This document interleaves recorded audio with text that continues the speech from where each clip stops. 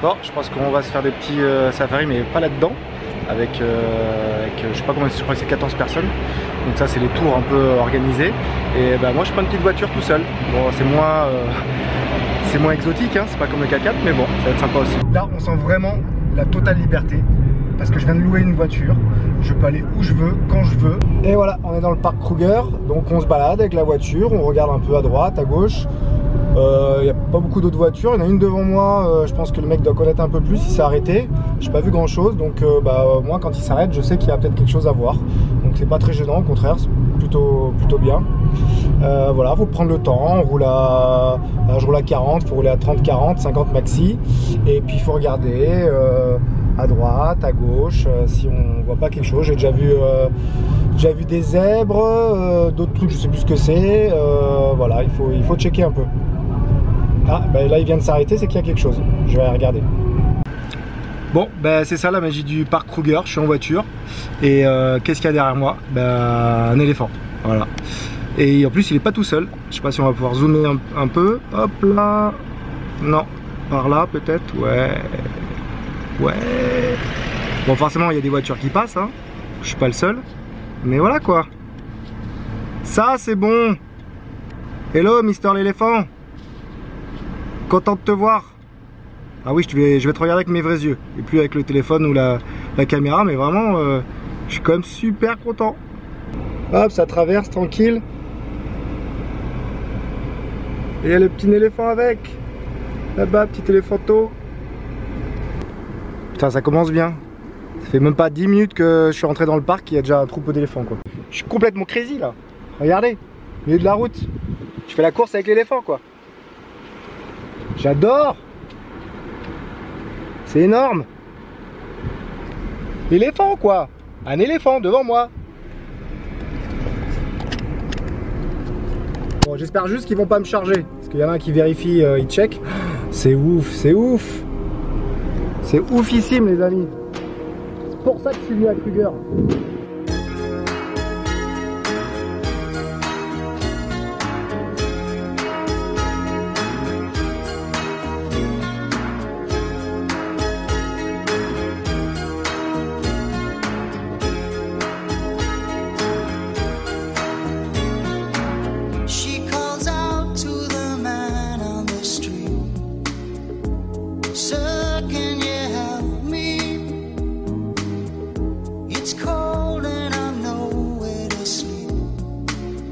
Somewhere you can tell me.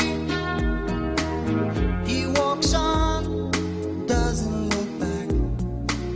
He pretends he can't hear her. Starts to whistle as he crosses the street. Seems embarrassed to be there. Je crois qu'on peut pas faire plus savane que ça. Ah ouais, là j'ai le soleil en pleine gueule. Voilà. Là on est vraiment South Africa. J'espère qu'il n'y a pas un alligator qui va sortir. Ouh, qui va me croquer. Voilà. J'espère aussi qu'il n'y aura pas 3 milliards de moustiques qui vont venir me faire chier, puisqu'on est au bord de l'eau. Mais je vois rien de spécial. Alors, normalement il faut les points d'eau, donc il faut venir le matin ou le soir au coucher du soleil. Donc là ça va pas tarder je pense, d'ici même demi-heure. Et c'est là que les animaux, quand il fait pas trop chaud, viennent boire. Donc c'est ça qu'on espérait un petit peu. Que j'espérais un peu. Mais ça n'a pas l'air d'être le cas là.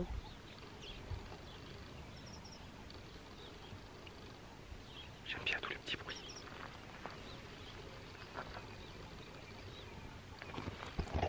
Allez, les petits animaux, faut venir maintenant. C'est pour YouTube. Pour Best of Yaya. On parle du piou-piou qui fait beaucoup de bruit là. Ah, c'est ça la nature. Par contre, on entend énormément de bruit hein, dans les fourrés là, donc on est au bord de l'eau. Il y a un point d'eau, ouais, c'est la petite voiture que j'ai louée hein, pour aller dans le parc. J'aurais préféré un truc un peu plus 4x4, mais bon. Budget oblige, hein, on va pas tuer le budget sur la première destination. Ah ben voilà. Il a entendu que je parlais, il pupute plus. Pas bon. On entend quand même beaucoup de bruit. Hein. Je sais pas s'il faut s'inquiéter ou pas. Bon. Tant que ça rugit pas, c'est bon signe. Ah voilà, on a mis au point un truc, c'est chacun son tour. Je suppute qu'il soit dans cet arbre. Bon allez, on va se mettre en route puisqu'il faut que je trouve l'hébergement avant une petite heure je crois.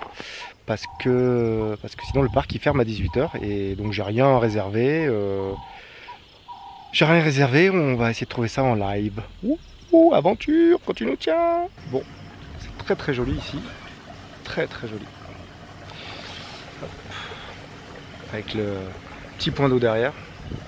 C'est vraiment magnifique. Mais hop là, oui on voit. Mais malheureusement c'est pas là où je vais dormir parce que je me suis trompé. C'est trop classe ici. Et coucher de soleil que j'ai un peu loupé, mais c'est quand même pas dégueulasse. Et je sais pas du tout où je vais dormir, je suis à la bourre, le parc va fermer. Mais qu'est-ce que je vois là-bas? Une petite hyène? Miaou! Ah, juste des hyènes. Je vais quand même fermer au cas où.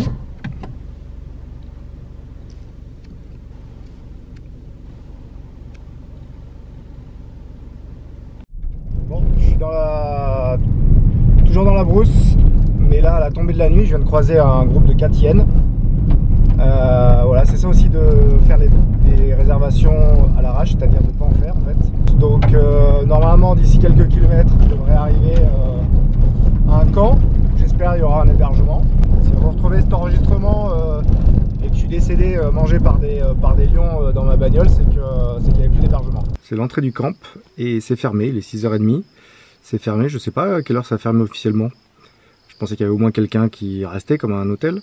Donc voilà, je suis dehors. J'espère que j'ai vu du monde au loin, j'espère qu'ils m'ont vu. J'ai klaxonné. Sinon, je vais dormir dans la voiture juste devant quoi. Il paraît qu'il faut se lever tôt, vers 5 h pour profiter de la savane. Ah, donc sinon je vais faire ça quoi. Mais je sens qu'il y a un ranger qui va venir me réveiller. Hein, parce que je crois pas qu'on ait le droit de faire ça. Bon. Hop, on va retourner l'écran. Voilà, dans la bagnole. Comme un con. En pleine savane. Donc je vais reclaxonner un peu. J'espère qu'ils vont m'ouvrir. Hein. On dirait des trucs comme dans King Kong là, presque, en plus petit. Pour pas que les animaux y passent la nuit. Et il y a une clôture électrique tout autour. Enfin, je me dis que si je suis à l'extérieur de ça, c'est un peu chaud quoi. Mais bon, ça va bien se passer, oui. Voilà, donc là ils sont là-bas, il y a un petit feu qui est allumé, on voit sur la droite. Ils s'éclatent, ils doivent certainement manger et moi je suis devant le portail avec les phares allumés mais personne ne me voit on dirait. Help me, help me.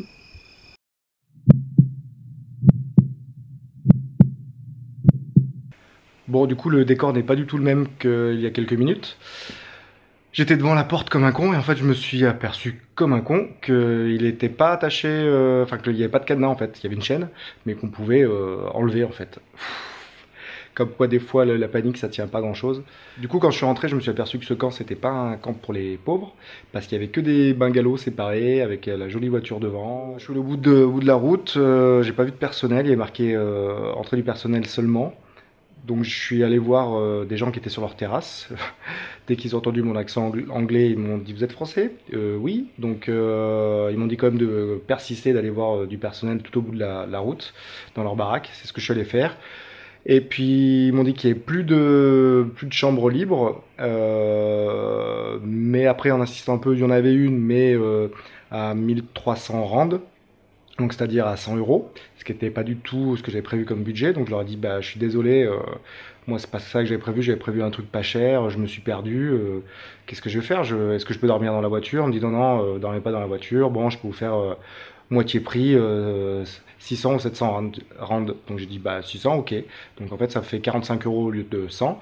Et du coup j'ai cette baraque qui est une baraque pour une famille. Mais une mauvaise situation peut s'inverser avec un petit peu d'optimisme et d'acharnement. Et il y a un gros sourire et en général ça passe bien. Et dehors il y a sa collègue qui est en train de faire un barbecue. Donc je vais aller filmer un peu ça. Et je me serais bien incrusté, manger, goûter un peu leur barbecue, mais bon, peut-être pas abuser non plus. Bon, finalement, on se retrouve avec juste des tranches de pain de mie. Et il me restait une boîte de Springles. C'est ce que m'ont appris mes chères amies rencontrées en auberge de jeunesse, elles m'ont fait un sandwich aux chips la dernière fois. Et j'ai goûté, bizarrement, parce que je me suis dit, de quoi tu me parles? Un sandwich avec des chips dedans? Et pourquoi? Qu'est-ce qui s'est passé dans ta vie pour en arriver là? Et j'ai goûté, finalement, c'est mieux que du pain de mie tout seul ou des chips tout seul. Voilà, ça fait le job, ça permet de nourrir un peu. Donc c'est ce qu'on va faire. Hop, je prends les petits chips. Hop, on va en mettre quelques-uns dedans. Hop. Alors ça, dans Top Chef, je suis pas sûr qu'il y ait une épreuve là-dessus. Hein. Enfin, si ça peut les inspirer. Alors ce qui est marrant, c'est que ça crépite. Alors je vais goûter. Bizarrement, c'est bon. Je vous conseille de le faire. C'est très rigolo à manger en fait. Parce que c'est un sandwich qui croustille. En fait, c'est marrant. Alors, pendant que j'étais en train de faire mumuse avec le ventilateur au-dessus du lit, là, pareil comme dans les films, ils sont venus toquer à la porte. Ils m'ont emmené quoi? Ils m'ont emmené ce qu'ils ont fait au barbecue. Voilà. Alors ça sent un peu chelou, hein, mais j'ai quand même goûté. Mais ouais, je vous disais, ça serait cool de goûter leur barbecue. Je vais pouvoir goûter. Plus de petites briques. Et en fait, ils m'ont loué moitié prix, parce que c'est la baraque du personnel. Donc je pense que les 600 rand, les 45 €, c'est direct dans sa poche. Voilà, ils sont malins en Afrique du Sud. Hein. Donc voilà, donc il n'y avait plus rien à louer. Elle m'a fait moitié prix parce que c'est un truc qui normalement ne se loue pas. Bon après, je suis content quand même, hein, c'est grand, il y a tout ce qu'il faut. Bon, avec des affaires un peu de partout, c'est pour ça que j'ai capté que c'était ça. Plus le planning des payes. Donc voilà, là il n'y avait plus de doute. Mais bon, en tout cas c'est cool, ça m'aura bien service. Parce que sinon, c'est hors de prix dans le parc les hébergements, si c'est pas un truc genre tente, etc. Voilà. Allez, je vais manger ça. Ce sera mieux que sandwich aux chips. Aux chips? J'ai pas réussi à le dire. Ce sera mieux que le sandwich aux chips. Et 5 h du matin. Je me suis levé très très tôt pour aller voir les animaux. J'espère, je pense que ça vaut le coup. Donc allez, on y va, on se motive.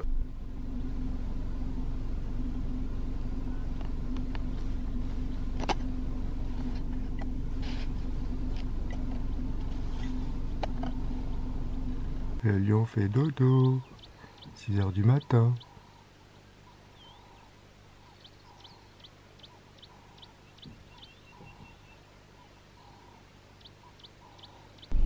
Alors, je vais vous montrer comment on réveille un lion de bon matin. Donc, nous avons le lion qui est là-bas, qui n'a pas très envie pour l'instant. Et hop, j'appuie sur l'aboiement de chien de mon application.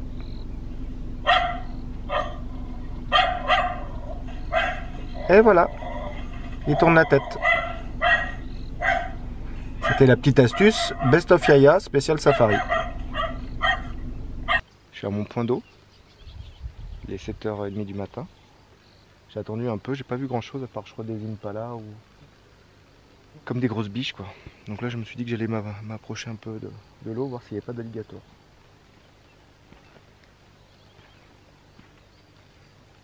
Et là c'est là qu'il y en a un gros qui surgit. Non, apparemment pas d'alligator en vue. Ni de crocodile. Je crois que c'est plutôt les crocodiles d'ailleurs. Par ici. Bon allez. La particularité au parc Kruger, c'est que moi en tout cas je me fais souvent des petites frayeurs quand je regarde sur le bord de la route. Je vois des trucs allongés, marrons. Alors j'ai toujours peur que ce soit un animal qui soit fait écraser, mais en fait non, c'est juste des grosses merdes d'éléphants vu qu'il y en a partout sur la route. Donc voilà, c'était pour la petite anecdote. Pendant que je regarde la petite girafe manger. Voilà, qui me regarde.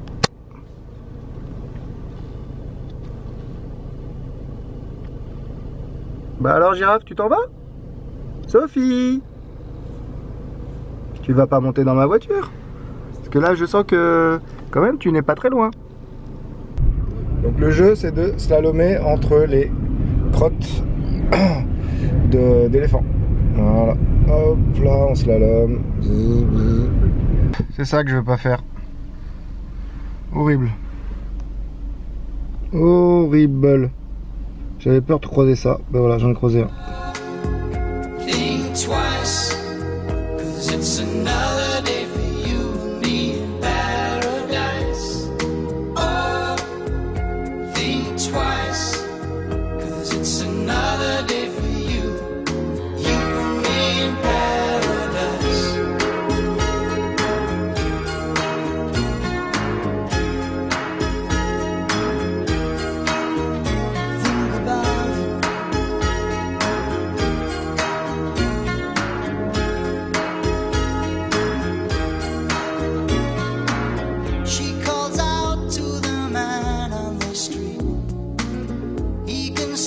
she's been crying. She's got blisters on the soles of her feet. She can't walk, but she's trying. Oh, think twice, 'cause it's another day for you and me in paradise. Oh, think twice, it's just another day for you and me in paradise.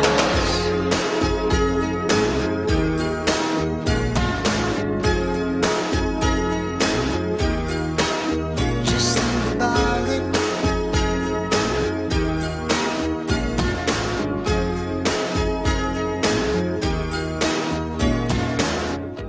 Voilà, alors c'est ça, rentrer dans un camp, vous allez voir. D'ailleurs, quand on dit camp, ça fait penser à de vilains souvenirs pendant la guerre. Mais ça, c'est à cause des fils de barbelés, là. Enfin, de la clôture, hop là.